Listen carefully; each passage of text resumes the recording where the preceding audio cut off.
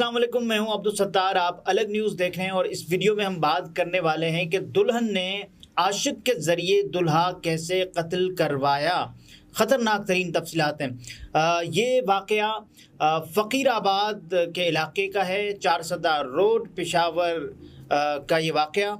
और 11 नवंबर की तारीख़ होती है, दिन होता है हफ्ते का, रात होने वाली होती है, शाम 6:10 पर यह वाक़या पेश आता है जब बारात की दुल्हन के हमरा वापसी हो रही होती है और एक सीट पर ड्राइवर होते हैं और एक सीट पर दूल्हा होते हैं। तो दूल्हे वाली साइड पर एक शख्स जो कि नामालूम होता है उस वक्त तक, और वो फायर करता है 4 राउंड वो फायर करता है गोलियों के, जिसमें पुलिस को 3 खौल भी मिल जाते हैं। और ये वाक़या होने के बाद वो शख्स वहाँ से फ़रार हो चुके होते हैं, बल्कि फ़रार हो चुका होता है। पुलिस टेक्निकल टीम्स बनाती है। दुल्हा दुल्हन के जितने भी घर वाले हैं उनके जो नंबर्स हैं वो लिए जाते हैं। पुलिस ये चाहती है कि आया ये देखा जाए कि जो क्या कोई करीबी शख्स है कि जिसने ये वारदात डाली है। फिर जो टेक्निकल टीम्स में से जो सबसे टेक्निकल लोग होते हैं उनको कहा जाता है कि साहब आप, जैसे कि एसएचओ साहब को कहा गया CKC काउंटर किडनैपिंग सेल, और वहाँ एनालिसिस किया जाता है नंबर्स का कि जो भी पुलिस के पास वहाँ जो नंबर मिलते हैं पुलिस ने, लेकिन एक नंबर इजाफी निकल आता है यहाँ पर। वो नंबर किसका होता है इस पर बात करें। और एक नंबर ऐसा होता है कि जो कई मकामात तक, यहाँ तक के जो जब बारात दूल्हे के घर से निकल रही होती है उसके बाद मुख्तलिफ मकामात 3 से 4 जगहों पर वो नंबर पाया जाता है, उस नंबर की मौजूदगी पाई जाती है। तो बारात वाले दिन भी यही मतलब सूरत हाल होती है, बारात की रवानगी के मौके पर भी यही होता है। और यहाँ तक के क्राइम सीन के चंद मिनट के बाद, क्राइम सीन में मतलब जो वाक़या पेश हो चुका होता है उसके चंद मिनट के बाद भी उस शख्स की मौजूदगी वहीं पर होती है। अच्छा, अब पुलिस का सबसे नाजुक मरहला कि ये इल्ज़ाम, चूँकि तमाम तर जो शवाहिद थे वो दुल्हन के पास जा रहे थे, दुल्हन के ख़िलाफ़ जा रहे थे बल्कि, तो दुल्हन को कैसे पकड़ा जाए, दुल्हन से कैसे तफ्तीश की जाए। तो पुलिस इस मामले में पुलिस ने कहा कि ये जो मामला था वो तो हम 2 दिन पहले ही हल कर चुके थे, लेकिन हुआ ये कि इसमें जो दुल्हन थी वो वहीं पर मौजूद थी, यानी कि मकतूल अदनान दूल्हे के घर पर। तो अब ये मामला फिर बड़ा ही एक जिसे सेंसिटिविटी अटैच हो जाती है कि हमारे जो कल्चरल नॉर्म्स हैं उनको ट्रिगर किए बगैर जब ये तमाम तर जैसे कि जो 3 रोज़ा सोग होता है वो ख़त्म हुआ, तो उसके बाद फिर जो पुलिस ने जो तफ्तीश के मरहले में जो चीज़ें बरामद की हैं, मुलजिम से एक आला कत्ल बरामद हुआ है, उसके अलावा बाइक बरामद हुई है जो इसमें इस्तेमाल की गई है। क्योंकि जब ट्रैफिक जैम हो चुकी थी, मुलजिम ने तो बहुत मौके पर ये कोशिश की कि उसको जो है कत्ल किया जाए, लेकिन कोई मौका नहीं मिल रहा था।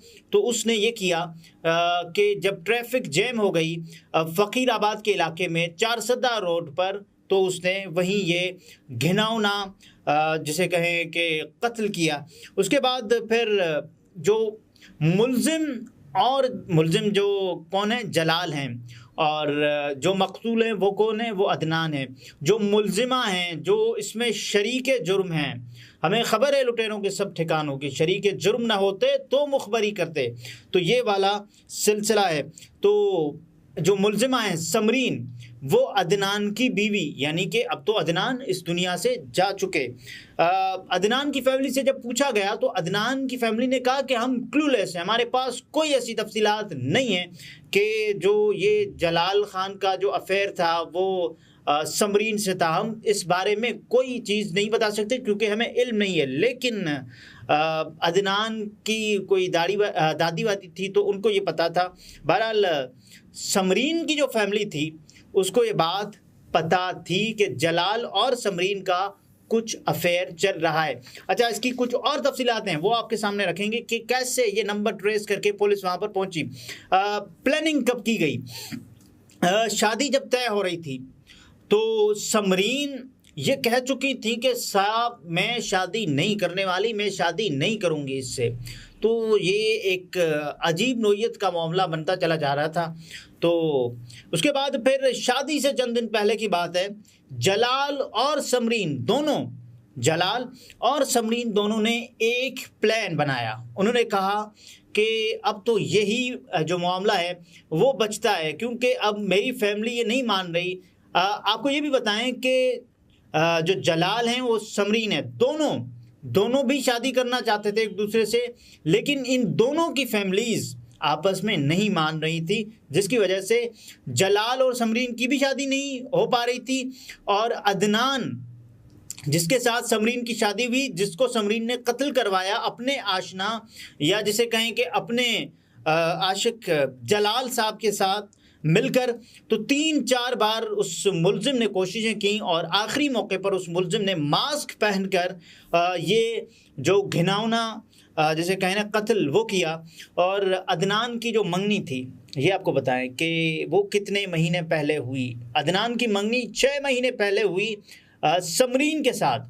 और क्योंकि जो समरीन एक हैं, उसके अलावा अदनान अलग हैं, उसके अलावा जो जलाल हैं वो अलग हैं, तो जलाल ने सोचा कि साहब अब तो कोई रास्ता बचा नहीं है। तो मुलजिमा इस मामले में यानी कि जो समरीन अदनान की अब तो बेवा बन चुकी हैं, बीवी बनना चाहिए था उनको, लेकिन देखें देखें सेंसिटिव मैटर है। बहरहाल समरीन पहले भी अपने घर से शॉपिंग करने के बहाने भाग चुकी हैं और समरीन ने कहा था कि मैं तो जा रही हूं शॉपिंग करने। लेकिन आपको एक हैरत अंगेज बात बताएं कि समरीन ने ये मतलब तस्वुर कर लिया था कि वो जलाल और वो शादीशुदा हैं और वो जलाल के घर रहने लगी। तो जलाल ने फिर ये किया, जलाल के बाद ये तमाम तर सूरत-ए-हाल अपनी फैमिली तक जब पहुंची, समरीन की फैमिली तक, तो समरीन के वालिद आए और समरीन को ले गए और दोनों की फैमिलीज जलाल और समरीन की राज़ी नहीं थी कि ये निकाह हो। लेकिन समरीन भी अदनान के साथ होने वाली शादी के साथ राज़ी नहीं थी। अब एक अजीब व गरीब सूरत हाल, आपको ये बताएं कि अदनान और जलाल की जो टसल थी वो चलती हुई आ रही थी। वो एक दूसरे को ट्रिगर करते थे, वो एक दूसरे को ये बता रहे होते थे कि ये और आपको ये भी बताएं कि एक दूसरे को कैसे बताते थे। हालांकि इन दोनों का बराह रास्त कोई राब्ता नहीं होता था, लेकिन फिर कैसे बताते थे? एक दूसरे के व्हाट्सएप, जी हाँ, एक दूसरे के व्हाट्सएप स्टेटस के ज़रिए ये दोनों एक दूसरे को ये बातें मतलब पैगामात पहुंचा चुके होते थे। जैसे कि ये सोशल मीडिया का दौर है, ये डिजिटल मीडिया का दौर है, तो आप ना चाहते हुए भी कुछ ऐसी चीज़ें बादले ना खास्ता या फिर चाहते हुए भी कुछ चीज़ें जिसमें कोड वर्ड्स का इस्तेमाल करके पहुंचाते हैं देखने वालों के सामने या फिर अपने उस मुखातिब करदा बंदे को। तो अदनान की इससे पहले जो लड़ाई है वो भी होते होते बची थी जलाल के साथ। तो ये एक वाक़या है।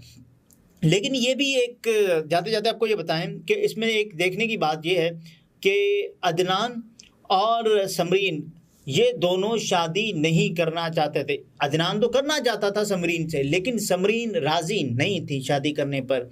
ये एक दूसरा अलमिया है कि ये एक केस तो है ना कि जिस पर समरीन को सज़ा मिलनी चाहिए, समरीन सपोर्ट करती नहीं, मिलनी चाहिए। लेकिन इसकी एक बुनियादी वजह ये भी है, मैं ये नहीं कह रहा कि ये तो अच्छी बात है ये कि समरीन ने इनकार किया उसके बाद, मैं ये कह रहा हूँ कि समरीन राज़ी नहीं थी तो उसकी शादी ज़बरदस्ती करवाई गई, जो कि भी एक वजह हो सकती है इसके उसके जो दुल्हे अदनान के कत्ल की। बहरहाल आपसे इजाज़त चाहेंगे, अगले व्लॉग में फिर मुलाकात होती है। अपना बहुत सारा ख्याल रखिएगा। अल्लाह हाफिज़।